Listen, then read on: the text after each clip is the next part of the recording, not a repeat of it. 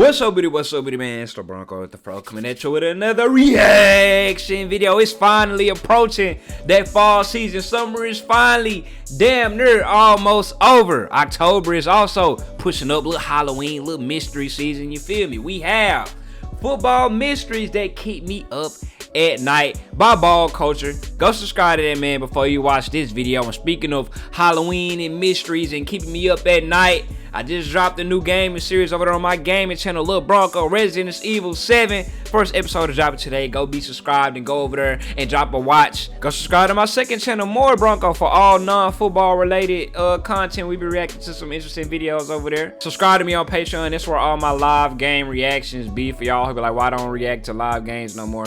Can't do it on YouTube. I get copyright strikes. I get copyright. So I say I'm gonna just upload it over there on Patreon. Instagram, Twitter, TikTok, all down below. The Bronco Zero. Hey, football mysteries, like I said, they keep you up at night. Nothing comes to the mind off the top of the mind. Usually I have like a feel of how these videos go. Nothing pop up in my mind in terms of football mystery. So hey, let's see what go down. Football at its surface is a simple game, but the stories, events, and characters that revolve around it are much more complex. Exactly. As a result, it's what makes unexplained it live. occurrences or unlikely coincidences are not uncommon.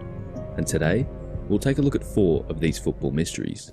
Starting off strong, we've got the footballer who shouldn't exist. Gabonese midfielder Congo, who plays for Red Star Belgrade. I ain't gonna lie, a lot of those African players, like, they birth certificates be kind of shady or kind of messed up, and they ages, they be lying about their age, like Thumb Maker in basketball. It's a theory that man is really like 32 years old, but hypothetically he came over here as a refugee. Nobody knew his age, and they just took it as the age that he said. So when he was in high school, supposed to be 15, 16 years old playing teenagers, he real life could have been like 21.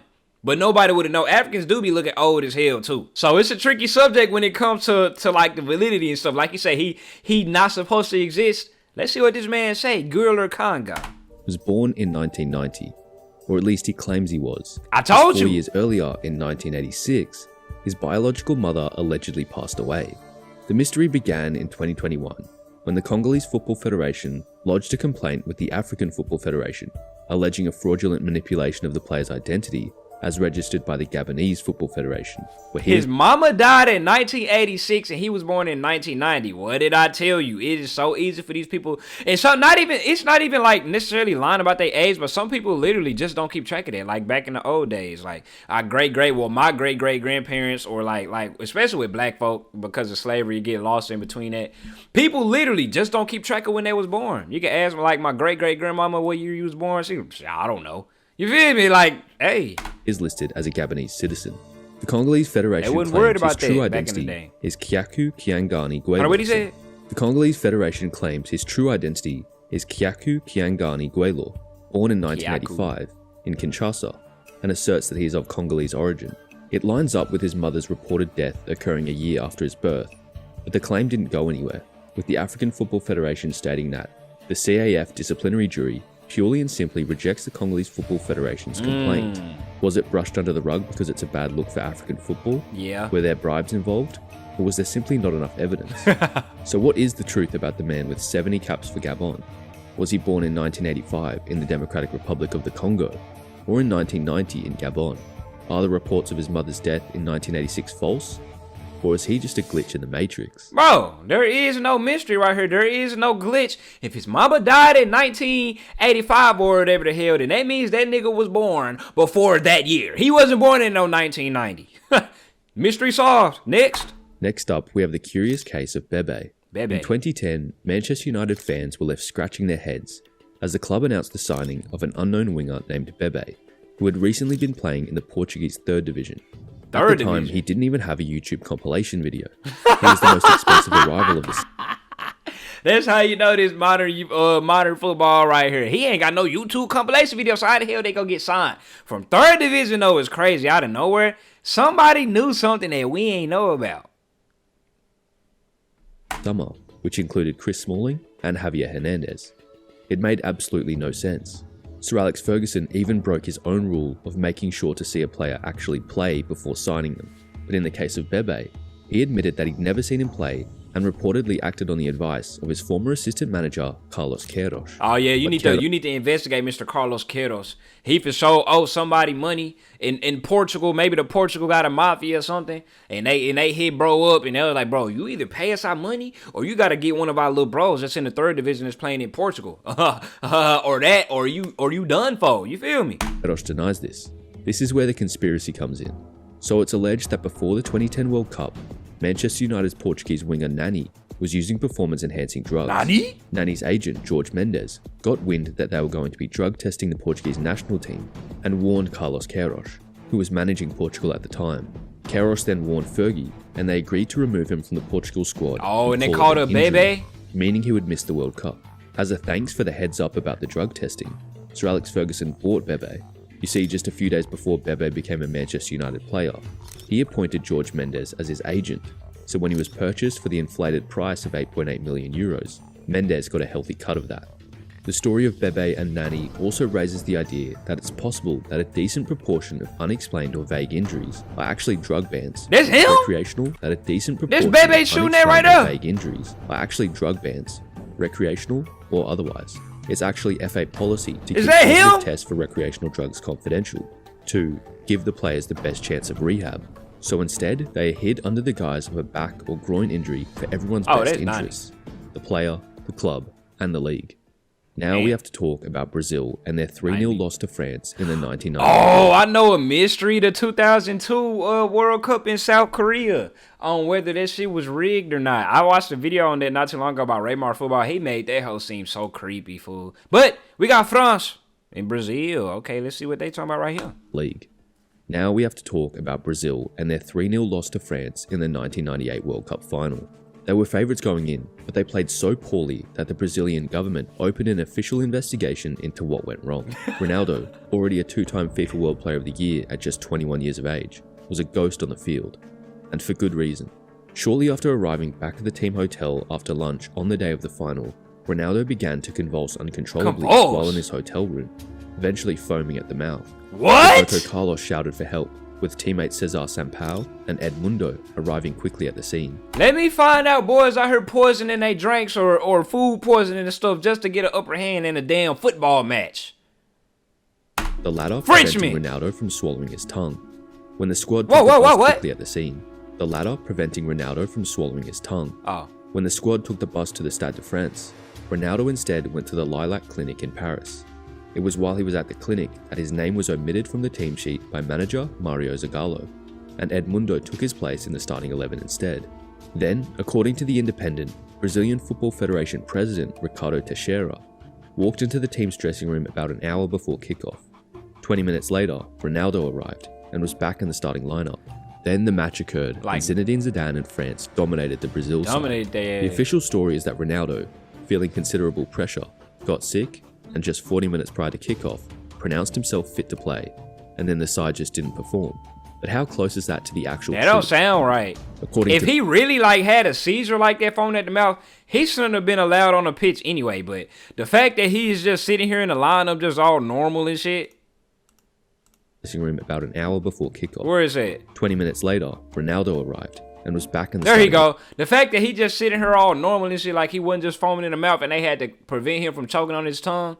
Like, come on, bro. They don't even sound realistic. Did that even really happen? According to The Guardian, the Brazil squad was offered £15 million, as well as the right to host a future World Cup. Hold on, what? Did I skip something? And just 40. The official story is that Ronaldo, feeling considerable pressure, got sick, and just 40 minutes prior to kickoff, pronounced himself fit to play, and then the side just didn't perform.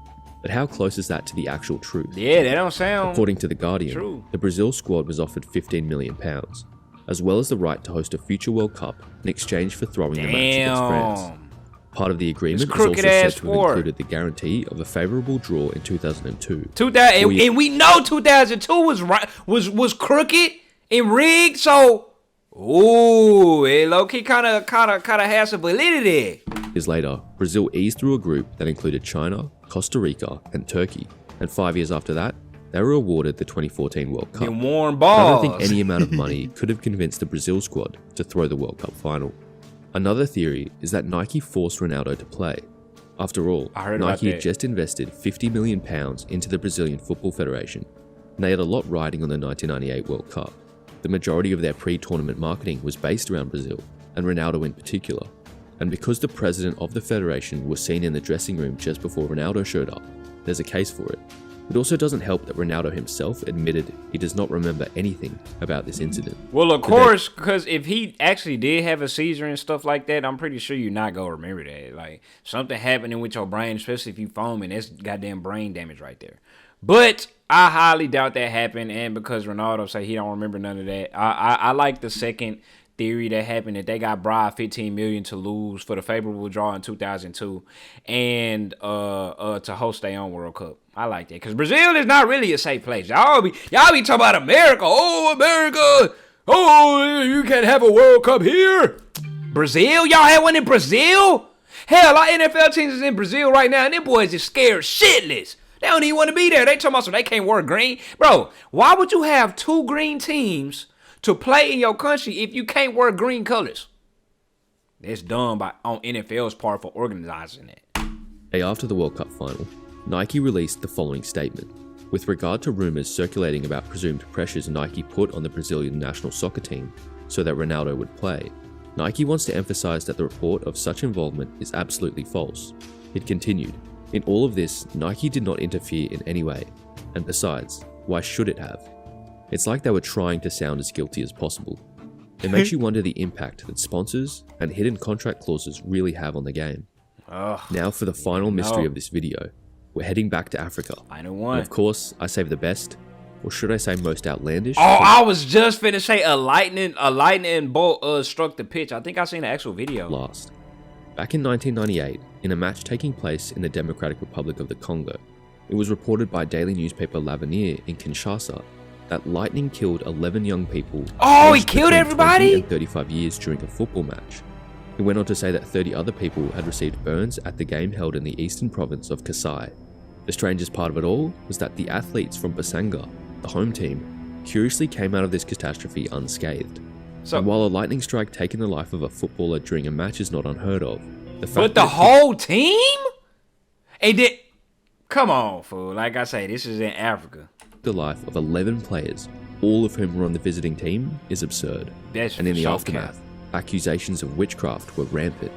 The exact nature of the lightning has divided the population in this region, which is known for its use of fetishes in football, the newspaper commented. Witchcraft is often blamed for adverse natural phenomena throughout Western and Central Africa. What the fuck? It's relatively common for football teams to hire witch doctors to place hexes on their opponents. Now I really wish I could authenticate this story, because it's too bizarre to possibly be true, but much of the detail about the match remains obscure, as the Congo was being ravaged by civil war at the time, and coverage was limited, if it existed at all. So all there is to go off is the Kinshasa Daily Paper in 1998. Yeah, that did not happen. No, lightning did not struck and killed all the white people. They killed them boys. They killed them fucking. You know why I believe it? Because like he said, that was in Civil War. You got moved. I seen Hotel Rwanda. Them boys was over there in Rwanda. I heard killing boys who was Tutsi. The Hulu, whatever the fuck. They was the Zoo. I don't know, bro, the different tribe. But I know the Tutsi was the people who was getting killed because of political differences. And I just looked at that as a black American. I was just like, bro, this is like so crazy. Y'all all the same countrymen. Y'all all the same skin color. You pulling the damn Adolf Hitler and killing your... Whatever, bro. Just been a sensational article. Or the local witch doctor actually might have summoned Thor himself. Thanks for watching. Witch doctor, I don't know if I believe in witchcraft and all of that, man. I wouldn't be the one to try it out to try and prove that it's wrong. I ain't dealing with all that. I ain't dealing with none of that voodoo shit. There's kind of... Hey. Football mission that keep you up at night. That fourth one for sure. They for sure killed them folk. The third one with the Ronaldo thing, they for sure was bribed. The second one, what was the second one about? Oh, that was about that Bebe dude. He said something about PEDs and stuff. I feel like the dude, the assistant coach, owed somebody some money, like the Portugal mafia or something. So that's why he had to call bro up in the third division. And then for the first one, dude for sure was not born in 1990. If his mama died in 1986, he lied about his age. Hey, shout out to Go Subscribe to Ball Culture. I'm out.